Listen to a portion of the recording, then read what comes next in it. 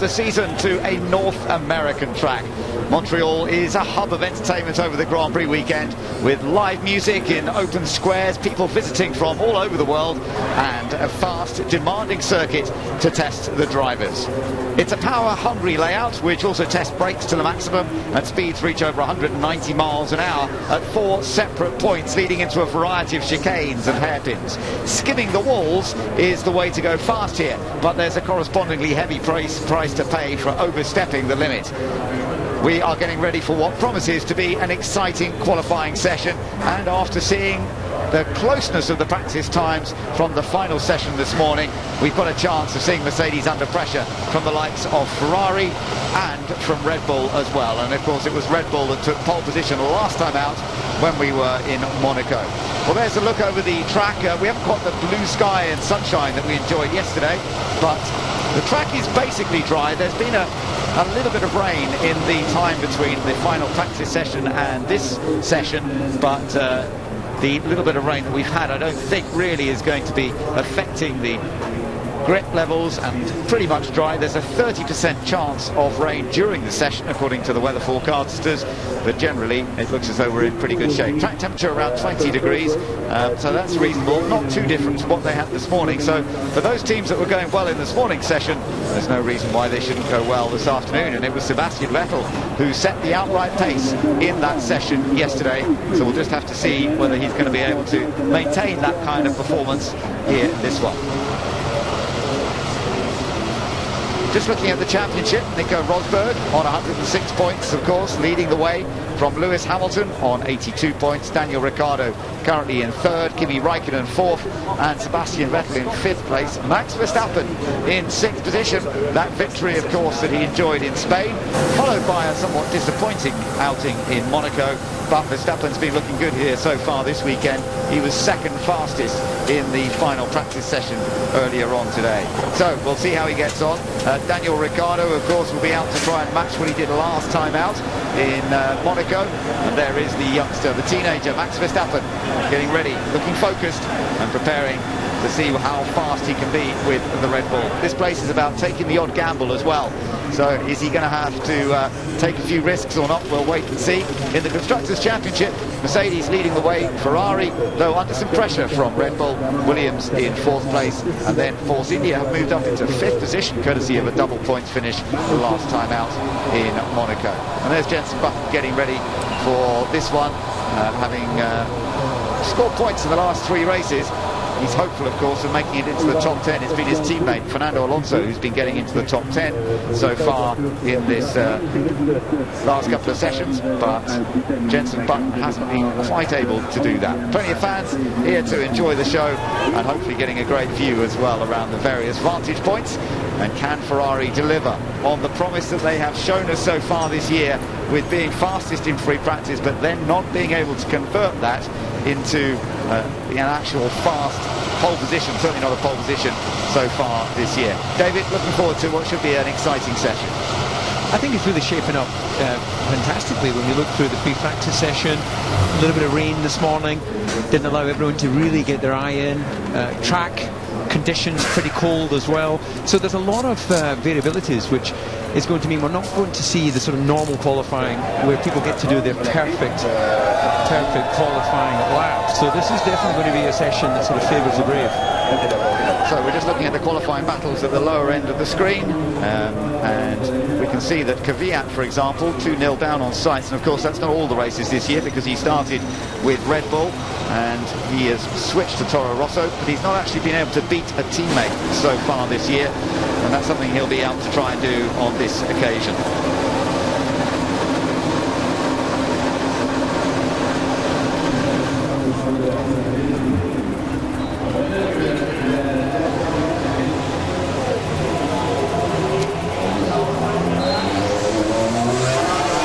last time out, Mercedes were beaten to pole position for the first time this year, but it's going to be a tougher challenge to topple them here in Canada. Q1 is underway, and having seen Sebastian Vettel top the times in final practice, there's plenty of anticipation for an engaging hour of qualifying. Let's get the latest news from the pit lane and Karun Chandon. Karun, what can you tell us? Yeah, it's not really raining. A few spots of moisture still in the air, but it's not really raining. The teams think a cut-off time to get into Q2 is a low 1 minute 15, probably 15.0, but it's a bit of a loose prediction because of obviously the rain you mentioned we've had after free practice 3. Okay, well, let's see what exactly is going to happen in this one. It is going to be a bit difficult for the teams to work out what they need. But notice that Lewis Hamilton, for example, has gone straight out on the purple wall tyres. These are, of course, the ultra-soft tyres. We saw them in first use in Monaco last time out, and we're on a low grip surface here. So the ultra-soft tyre has been deemed to be one of the 3 selected tyres for this weekend, brought by Pirelli. The others are the super soft and the soft tyre. So the soft tyre is actually the hardest compound of the 3 that they get to choose this weekend. And already both Ferraris, both Mercedes are out on track and jostling for track position. Vettel, look at this, battling away with Lewis Hamilton before they've even started, as they both want to be first onto the flying lap, and they've effectively messed each other up onto the start of the lap, which will affect both of them, David. Yeah, that's a bit of indecision there from Vettel, who committed very late. Lewis Hamilton obviously got a strategy of how he wants to bring these tyres in, and Vettel eventually having to give it up. But Hamilton well within his rights there. He was sticking to his racing line. No one's on a timed lap, so he doesn't get done for impeding. And, well, a little bit of muscle flexing from Sebastian, just to remind Lewis Hamilton, you may have the faster package right now, but don't forget me. Well, look at this, Rosberg now right up behind Vettel, so they've all got themselves a little bit tied up with each other, and Vettel will not get the best lap out of this. The likelihood is, though, we're going to see them need to do a couple of laps to get their tyres fully up to temperature. Well, I think so, and that's why they've gone out early. We see a piece of the bodywork coming off. Front wing end plate has detached itself from the manor, and, well, it's for that to go off so early. It's either had a structural failure that hasn't been picked up after free practice, or it simply hasn't been tightened up properly. Well, that's a bit of a strange one, but let's keep an eye on who's out there and who's setting some quick sectors. Nobody's doing anything particularly. They've just kind of gone out there to build up the pace, build up the speed, but they're not really on a flying lap. Kimi Raikkonen and Sebastian Vettel quite close to each other. Raikkonen was 4th fastest in final practice, but Vettel was fastest of all. So now we will see them going on to a lap, and perhaps now we begin to really see what they're capable of doing. Although Vettel's going flat out. Yeah, he did back off just before he started the lap, I think. Yeah, I think they've all got a strategy of plenty of fuel on board, several laps required. You know, this is the busiest part of qualifying when you have all cars out on track, and they are fully expecting that not only could you have changing conditions, which is why they've got out there early, but you might need to spend a few laps trying to find your space, get some heat in these tyres, because although the super soft, ultra soft can work at a lower track temperature, it's just much more difficult to get the tyre switched on and to get it really operating correctly. And on long straights like we have here in Canada, you build up the surface temperature in the corner, and then you have these beautiful long cooling straights to take all that surface temperature out of the tyre. So the first few lap times are coming through, and Alonso's just gone quickest on a 1:15.4. He did a 1:14.8 earlier, so we're not quite down to those times yet. We know the track has got a little bit more greasy in the meantime, so that's obviously going to take a little bit to clean up a little bit, but immediately Alonso putting in a fast lap. Kvyat a good lap. Just bear in mind, by the way, that both Kvyat and Ericsson have 3-place grid penalties. Hamilton puts in a lap, 1:14.9. Right, how do the Ferraris respond to that? 15.1, close from Raikkonen. What about Vettel? Faster from Vettel. 58, and Rosberg even faster. Oh, that's a quick lap. David, that's the fastest lap of the weekend by a bit of a margin, a 1:14.0.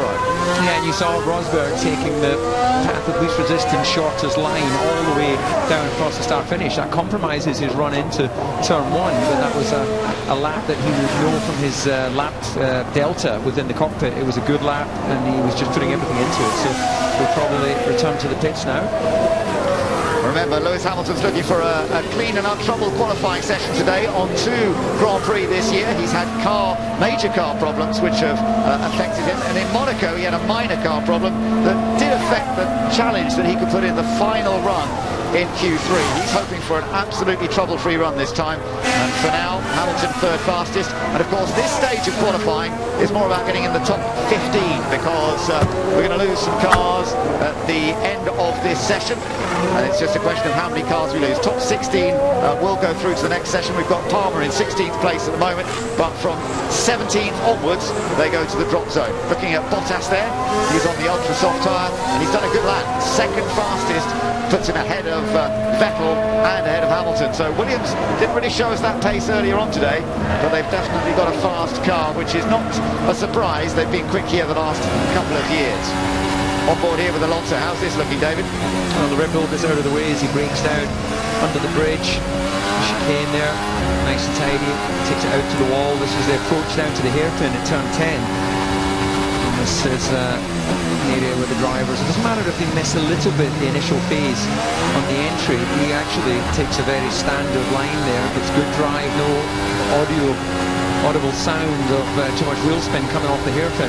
And this is an area where it's one of the longest straights on this racetrack, and where Honda really struggle, although they have more performance from the engine this weekend. Tidy, if yet not spectacular, through the last chicane. We'll see where this puts them. Across the line comes Alonso, and he goes 6th fastest with that. The aim, of course, for McLaren Honda is to get in the top 10. So Hulkenberg in the background, getting pretty close to the wall of champions, as it's known, as it's been hit by many world champions over the years. But for the moment, it's Rosberg fastest. Now, the drop zone at the moment, we have Nasser, Palmer, Arianto, Verstappen and Ricciardo, and that's because the 2 Red Bulls haven't done anything yet. Hamilton improves, though. Hamilton's gone 2nd quickest. Only the 1 Renault competing in this session. It's Jolyon Palmer just going through the corner there, where his, oh my goodness, where his teammate crashed earlier. That's right, exit of turn 7, just gets sucked out onto the grass, and that will have lost him 3 or 4 tenths of acceleration down into that next chicane at turn 8. Big lock up here from Kimi Raikkonen. You just keep the tyre rotating ever so slightly. You don't get the flat spot, which is the dreaded thing to get on a circuit like this. Rosberg's improved, but so is Vettel. So Rosberg's done a 1:13.7. We're not far from the lap record now, not the qualifying record. I don't think that will get beaten, although who knows. But the lap record 13.6 by Barrichello back in 2004, and we're only a tenth away from that now. And Vettel within 2 tenths. So a couple of good laps. Now, what can Red Bull do in response? We're about to find out. Verstappen goes 6th. Well, what about Ricciardo? First flying lap on these ultra softs. They might get a quicker lap next time around. Let's see what Ricciardo's done. Bit of traffic up ahead. He goes 4th for the moment, but half a second behind the Mercedes. So the gap seems to be a little bigger than it was certainly earlier on when we saw the final practice session. And we can see Gutierrez just weaving around as he goes to do another lap to build up all the energy in the car. Of course, that's partly what they're doing on the slower lap in between, David, is making sure they've got all the electrical power available to them. Is it charging that battery pack up? And Arianto's massive lock-up. And, well, we saw an example from Raikkonen getting off the brake and keeping the wheel turning. Arianto has completely flat-spotted that tyre, and that will give him vibrations as he drives along. So he's going to head back to the pits for a new set of boots. Correct. Yeah, a couple of bits before it all kicks off at the end of Q1. One is we've got a few droplets I can feel on my back, so I think there's still some rain and moisture in the air. The other thing is the straight line speeds I've been looking at, and both McLarens down at 320 for Button, 319 for Alonso. Compare that to... I start to get some drizzles into turn 5 and 6. Yeah, just reporting a bit of drizzle there, Karun, yeah, as you were mentioning. Yeah, I'm just quickly going to say, compared with the speed trap for Vettel at 335, that's 15k down on a long straight, David, isn't it? All the way from the hairpin, if you think just that one straight, forget the rest of the lap. Yeah, that is pretty depressing for a racing driver when you know that you're struggling for straight line speed. You just don't accelerate the mass, and you can obviously cover a lot of distance very quickly at over 300 kilometers an hour. 2-3k down on your competition as the Williams are getting well out of the way of the Ferrari that actually ended up coming into the pits. But yeah, this is a circuit where you get penalised hugely when you're struggling with straight line speed. So McLaren, despite the upgrades to that Honda engine, will expect this to be a somewhat challenging weekend. Bottas was the one moving out of the way, and Vettel did do a good lap then, but it wasn't any quicker than his previous. He missed out on improving on his previous by just a few hundredths of a second. Max Verstappen on a lap right now. Good first sector from Verstappen, 20.6. Not the fastest outright, but not too far off the fastest that we've seen in the first sector. So this could be a potential improvement for Verstappen. He's currently in 7th place. In the drop zone at the moment, we have Grosjean and Gutierrez and the two Haas cars. Oh, big lock up there, and he's had to straight line the final chicane. Verstappen has to go around the polystyrene block, and that's messed up any chance of trying to improve on that lap. So you've got one of the Haases in the background. That is Grosjean trying to get out of the drop zone at the moment. Has he done enough there? No, he hasn't. He stays 17th for now. Gutierrez 18th, Nasser 19th, Palmer 20th, and 21st for Harry Anto. And of course, we don't have the 22nd car out there. That's Kevin Magnussen. He is going to be one of the 6 clearly that won't be going through. Good improvement from Gutierrez though. He's dragged himself up into 13th place and showing a good turn of form at the last race at Monaco as well. This was Max's lock-up, David. Yeah, right from the early phase of the braking. He's known to be a driver that is able to put a lot of brake pressure despite his thin frame. He's clearly got a big left foot and just too much pressure at that point, and massive lock up now with the flat spotted. You can see the car maybe running a little bit too low, which could be part of what's unloading that inside front right tyre, and you can see the sparks coming off the leading edge of the floor. So maybe they're just a bit marginal. That could be affected by the tyre pressure. We've got a 21 psi minimum front pressure for this weekend. If you end up just on the shallow side of that pressure, then you just don't get the same ride height, and that's obviously caught him out there. It's a heavy braking you were mentioning, David, and the way they hit the pedal. I was reading that they hit that pedal at 171 kilograms of pedal pressure at that point. How can you put that into kind of layman's terms? I mean, that is, you're really using your leg muscle, presumably. Yeah, well, you get the deceleration force is an effect in helping you generate that pressure. So, you know, the initial deceleration, just by lifting in a Grand Prix car, you pull well over a G of wind resistance deceleration, which when you consider a really high performance sports car, you know, if it can generate more than G&a, then that's about as much as you're going to get out of it. Formula 1 cars tow more than 5G as we go on board with Grosjean, having a bit of a moment through the second chicane down into turn 6, bit of traffic ahead. Looks like a Toro Rosso. Great view this, isn't it? Yeah. You can see a bit of the driver's crash Almeida. That really shows you how busy he is in the car. It's the Toro Rosso realising it's got to get out of the way.